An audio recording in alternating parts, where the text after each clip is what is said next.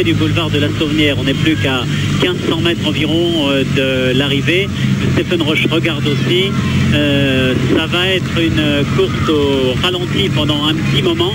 Ils vont passer en face de nous et ensuite, eh bien, c'est pas la ligne d'arrivée, non. Ils auront un virage à prendre. Les voici qui passent avec Cric et Lyon qui mènent devant Roche. À l'extrémité de ce boulevard de la Sauvenière, ils vont tourner en épingle à cheveux et revenir sur l'autre moitié du boulevard. Ils se retournent. Attention, pour regarder quand même, parce qu'un petit démarrage là, ça peut surprendre tout le monde. Stéphane Roche, qui se sait peut-être un peu moins rapide que Claude Cric-et-Lyon, se met en deuxième position. Stéphane Roche qui va faire une course tactique ici. Il a laissé Cric-et-Lyon prendre la tête. Cric-et-Lyon observe pour savoir s'il ne va pas y avoir un démarrage de Roche juste avant le virage. Roche qui a un développement un petit peu plus petit. Et voici Laurent Fignon qui est lancé à la poursuite des deux hommes. Laurent Fignon qui vient de passer là. Il a fait une fin de course remarquable. Laurent Fignon n'avait pas d'informations, mais Laurent Fignon est en train de revenir. Il n'est plus qu'à 200 mètres à peu près. La caméra ne nous montre pas. Quel scandale, quel dommage. Monsieur le réalisateur belge, je l'ai montré nous un petit peu. Avec une autre caméra, on pourrait peut-être avoir un coup d'œil. Roche, Cric-et-Lyon n'ont pas vu, puisqu'il y a des voitures derrière eux. Il y a 200-250 mètres peut-être de retard. Et Laurent Fignon était en train de revenir à toute allure. Et c'est... Oui, et puis il y a le groupe Argentine aussi qui était passé dans les voitures, qui n'est plus qu'à 200 mètres.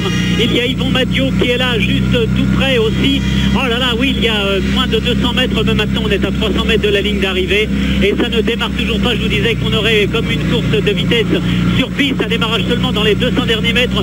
Claude Cric-et-Lyon se dit qu'il va quand même lui falloir le lancer, ce sprint, sinon derrière, Moreno Argentine va revenir. Ça y est, c'est lancé. Et les voilà les autres qui reviennent avec Moreno Argentine, qui va peut-être créer la surprise en revenant et en les battant. Moreno Argentine qui revient avec Robert Villard, Claude Cric-et-Lyon, Roche et Argentine qui va réussir le triplé. 84, 85, 86, coup de théâtre ici, et Moreno Argentine, alors vraiment c'est incroyable.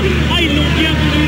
Moreno Argentine remporte Liège-Bastogne-Liège pour la troisième année consécutivement. Deuxième Stéphane Roche, troisième Claude Cric-et-Lyon, quatrième Yvon Madio, cinquième Robert Villard, et le sixième va apparaître là-bas au bout de cette ligne droite, c'est Laurent Fignon.